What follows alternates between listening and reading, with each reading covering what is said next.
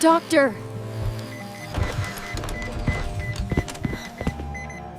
She's awake!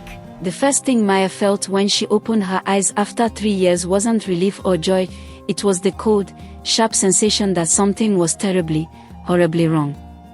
The hospital room was dim, with afternoon sunlight filtering through half-closed blinds.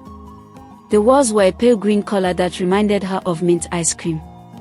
Medical equipment beeped steadily beside her bed, and there were flowers everywhere, roses, lilies, and carnations in vases of every size. But Maya didn't care about the flowers or the beeping machines. What she cared about was the awful feeling in her chest, like her heart was trying to warn her of danger even before her brain fully understood what had happened. A nurse rushed into the room when the monitor started going crazy, her eyes wide with surprise and something that looked almost like fear. "You're awake," the nurse exclaimed, pressing a button on the wall. "Doctor." "She's awake." Maya tried to speak, but her throat felt like sandpaper. Her lips were dry and cracked. When she finally managed to make a sound, it came out as a whisper so quiet she could barely hear it herself. Where am I?"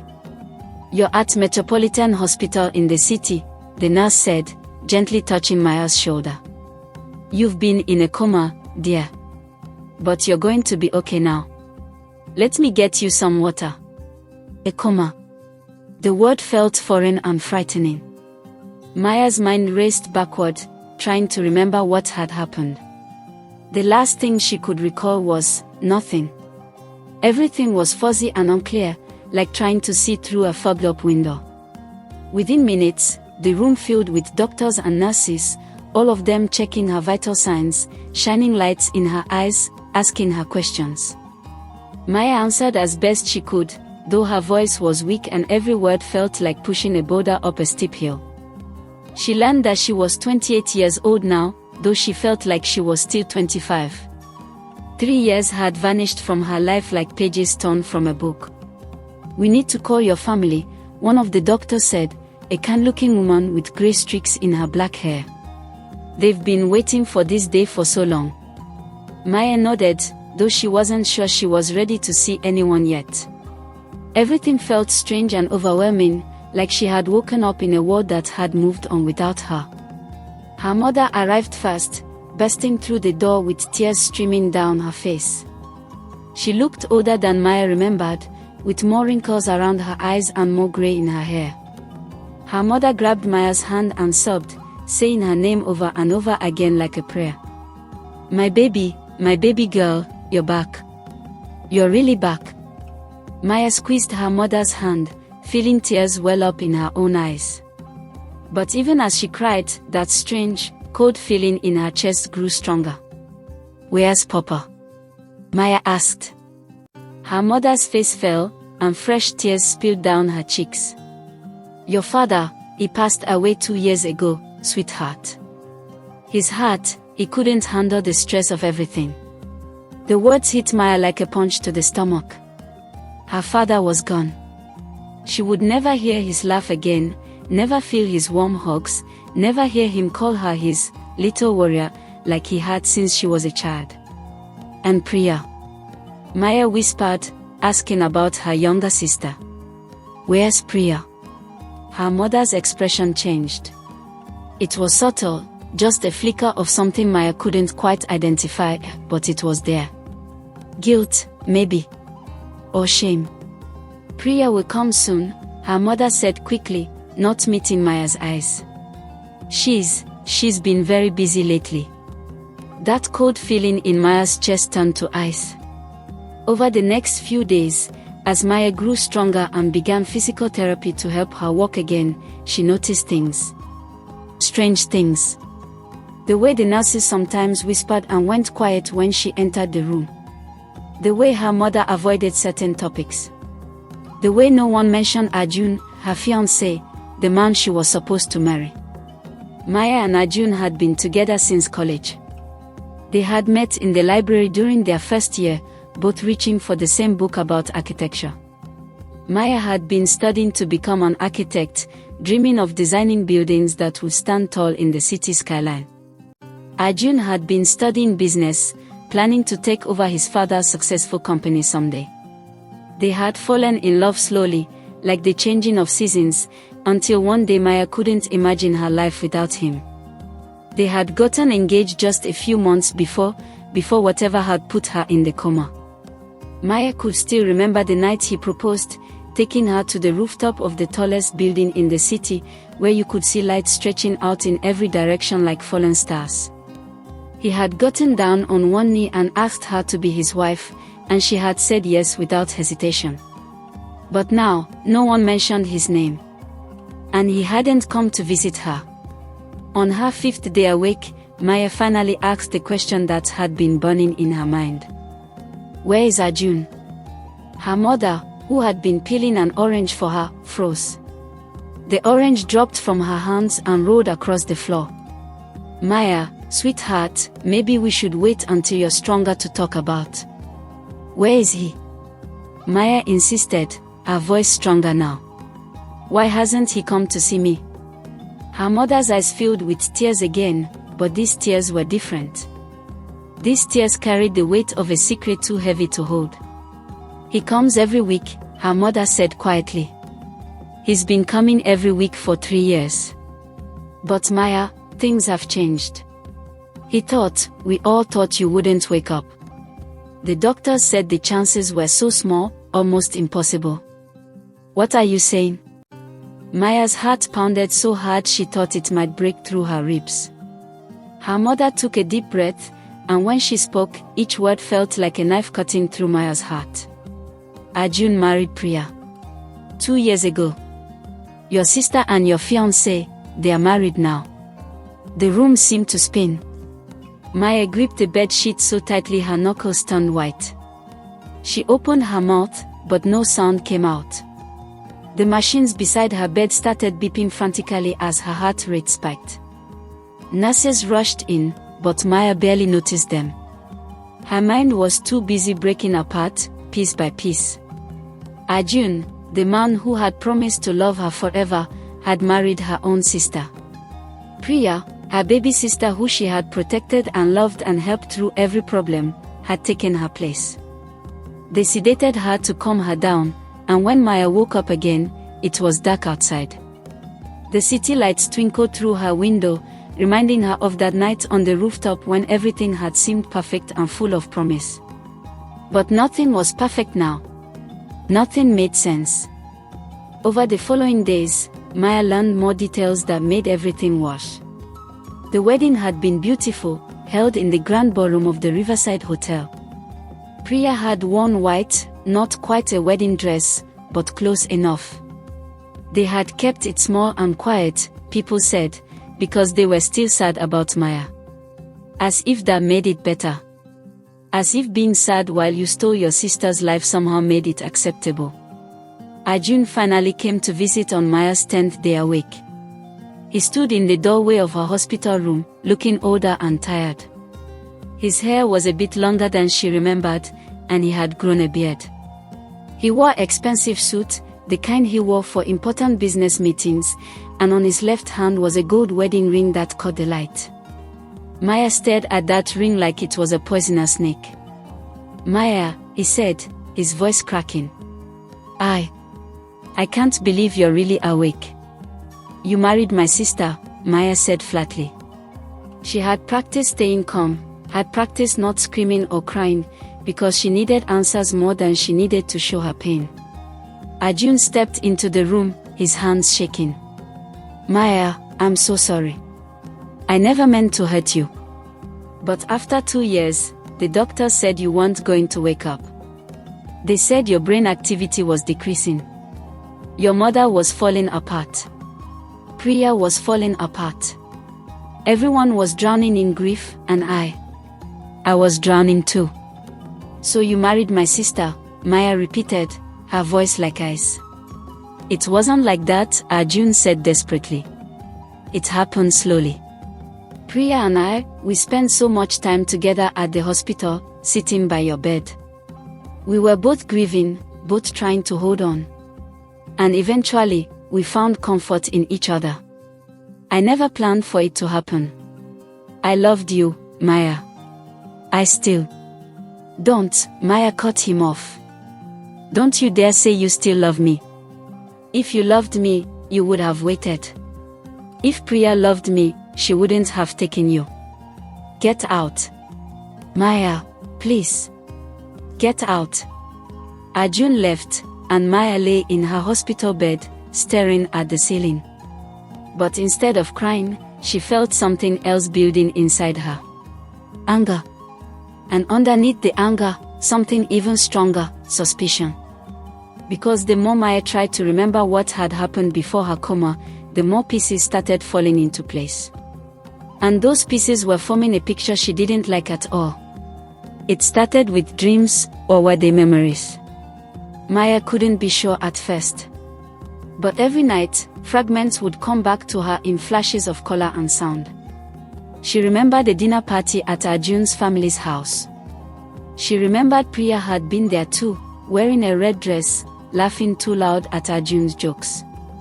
She remembered feeling uncomfortable, noticing the way her sister looked at her fiancé when she thought no one was watching. Then there was the argument. Maya remembered arguing with Priya in their shared apartment just days before the coma. What had they argued about?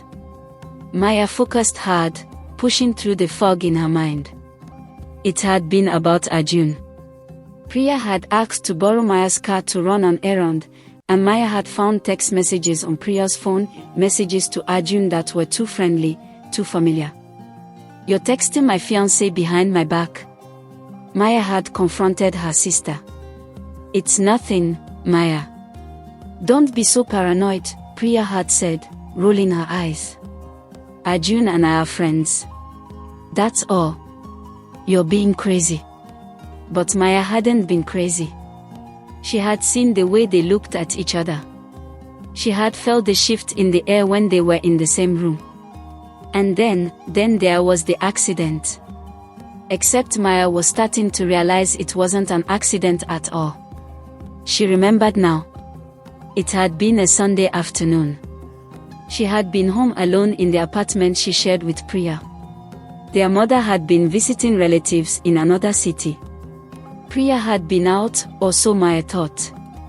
Maya had been in the kitchen making tea when she heard the front door open. She had called out, thinking it was Priya coming home early. But no one had answered. Maya had walked toward the living room to check, and that's when everything went dark. No, not dark. She had been hit. Someone had hit her from behind. The memory came rushing back with such force that Maya gasped. She remembered the explosion of pain in the back of her head. She remembered falling to the floor, her vision blurring. She remembered seeing a figure standing over her, a female figure in a red dress. Priya's red dress. And then nothing. 3 years of nothing. Maya's hands trembled as the truth settled over her like a heavy blanket. Her sister had tried to kill her. And when that hadn't worked, when Maya had just gone into a coma instead of dying, Priya had taken everything Maya had ever wanted. Her fiancé. Her future. Her life. But Maya couldn't prove it. Not yet. If she accused Priya without evidence, everyone would think the coma had damaged her brain. They would think she was confused or paranoid. She needed to be smart. She needed to be careful. So Maya started investigating, slowly and quietly. She convinced the nurses to bring her a laptop, telling them she wanted to pass the time by reading and watching videos. But what she really did was dig into everything that had happened during her 3 lost years. She found news articles about her accident. The report said she had fallen and hit her head in her apartment. There were no witnesses. Priya had found her hours later and called for help. Priya had been so distraught, the article said. Such a devoted sister, staying by her side through everything. Maya wanted to scream. She searched deeper, looking through social media accounts, old emails that were still accessible from her cloud storage, anything that might give her clues. And that's when she found the photos. They were old, from before her coma. Photos on Priya's private social media account, an account Maya hadn't known about. Photos of Priya and Arjun together, taken months before Maya's accident. Months before Arjun had even proposed. They were at cafes together, at parks, at restaurants. In one photo, taken late at night in what looked like a car, Priya was leaning against Arjun's shoulder. Maya felt sick. This hadn't started after her coma. This had been going on before. Priya and Arjun had been sneaking around behind her back, and then they had decided to get rid of her. But she still needed more proof. She needed something that would make everyone believe her. 2 weeks after waking from her coma, Maya was finally discharged from the hospital. She went to live with her mother in the family's apartment in the city, the same apartment where her father had lived before he died. The place felt empty and sad without him. Priya came to visit on Maya's second day home. She walked in carrying flowers and wearing a nervous smile. She looked different from how Maya remembered. More grown up. Her hair was styled differently, and she wore expensive clothes, probably bought with money from Arjun's family. Maya, Priya said softly. I've been wanting to talk to you. I'm so sorry about everything. I never meant to hurt you. Arjun and it just happened. We tried to fight it, but... You hit me, Maya said quietly. Priya's face went pale. What? That day in our apartment. You came home and you hit me from behind. You tried to kill me. That's... Maya, that's crazy, Priya stammered, but her eyes told a different story. They were wide with fear. You fell. You had an accident. I found you and called for help. I saved your life. You were wearing your red dress, Maya continued, watching her sister carefully. I remember now. I saw you standing over me before I lost consciousness. The coma damaged your brain, Priya said, her voice shaking. You're confused. You're making up memories that aren't real. Mom. MOM. Their mother rushed into the room, looking worried. Priya quickly told her what Maya had said, painting Maya as confused and unstable. Their mother looked at Maya with concern and pity, and Maya realized with a sinking feeling that no one would believe her. Not without proof. But Maya wasn't going to give up. Over the next few weeks, as she continued physical therapy and grew stronger, she also continued investigating. She hired a private detective using money from her old savings account, money that thankfully Priya hadn't been able to access. The detective was a middle-aged woman named Detective Sharma who had kind eyes but a sharp mind. I'll look into everything, Detective Sharma promised. If there's proof of what happened, I'll find it. While the detective walked, Maya played her part. She pretended to accept what had happened. She smiled when Priya visited. She was polite when Arjun came by, even though it killed her inside. She acted like maybe she really had been confused about that day, that maybe the doctors were right about the coma affecting her memories. But inside, she was burning with determination. She would find the truth. She would make them pay for what they had done. The breakthrough came 6 weeks after Maya woke up. Detective Sharma called her with news. I found something, the detective said. Can you meet me? They met at a small cafe on the edge of the city, far from where anyone Maya knew might see them. Detective Sharma slid a folder across the table. Inside were papers, phone records, bank statements, and text messages recovered from Priya's old phone company. Your sister tried to delete everything, Detective Sharma explained. But nothing is ever really deleted. I found messages between Priya and Arjun from before your accident. They were planning to be together. And there's more. The detective showed Maya a series of text messages from the day before the accident. Priya had texted Arjun, I can't keep doing this. Maya suspects something. What if she tells everyone? Arjun had replied, we'll figure it out. Just stay calm. And then, the day of the accident, Priya had texted, "It's done. She won't be a problem anymore." Maya's hands shook as she read the messages. Here it was. The proof she needed. "There's one more thing," Detective Sharma said quietly. "I found security camera footage from a store across from your apartment building. The cameras picked up Priya entering your building that afternoon, carrying what looks like a bag. Then she left in a hurry about 20 minutes later, right around the time you would have been attacked." Maya felt tears streaming down her face, but they weren't tears of sadness. They were tears of vindication. She had been right. Her own sister had tried to kill her, had stolen her life, and had almost gotten away with it. "What do I do now?" Maya asked. "You take this to the police," Detective Sharma said firmly. "And you take back your life." The next day, Maya went to the police station with her mother. She showed them everything, the text messages, the security footage, the photos of Priya and Arjun together before the accident. At first, the officers seemed skeptical. Cases like this were complicated, especially after so much time had passed. But as they reviewed the evidence, their expressions changed. "We'll need to bring your sister in for questioning," one officer said. What happened next felt like scenes from a movie. The police arrested Priya at her home, the home she shared with Arjun. Maya wasn't there to see it, but she heard about it later. How Priya had cried and insisted she was innocent. How Arjun had stood there in shock, unable to believe what was happening. The trial took months to prepare.